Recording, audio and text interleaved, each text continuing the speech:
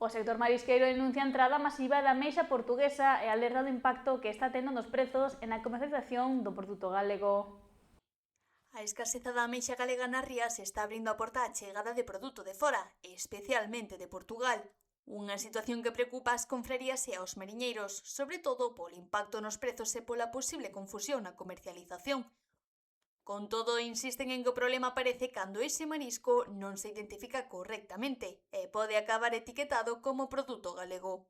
Sempre que entre con papeles e identifiquen como tal, o problema nós non podemos protestar por eso tampouco, entrando legal. Agora, se entra ilegal por outros cauces e poñen como se fora marisco noso, aí claro que teríamos que protestar.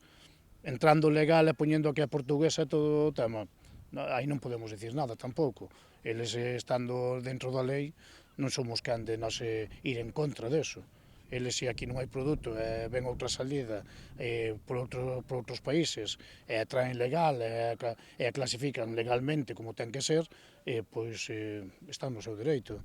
O sector tamén reclama cambios administrativos á Xunta. Piden abandonar a chamada Zona 27 para evitar que determinadas capturas se consideren augas portuguesas e non marisco galego. O que si reclamamos á Xunta é que nos intente quitar da zona FAO, da zona que estamos, na zona 27 que estamos, polo tema de que non queremos ser como aguas portuguesas, queremos que se clasifique como marisco gallego. Quer decir, que non nos metan como agua portuguesa a nós. Os mariscadores piden ademais máis inspeccións e controis en toda a cadea comercial. Consideran que a presión non pode recaer só sobre os profesionais do mar.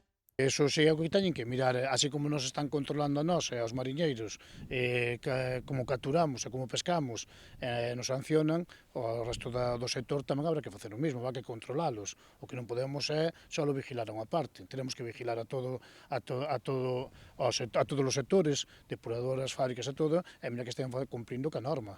Segundo denuncian, a diferencia de custos e impostos entre Galicia e Portugal está a provocar unha competencia que repercute directamente nos prezos do marisco galego, especialmente en campañas clave como o Nadal.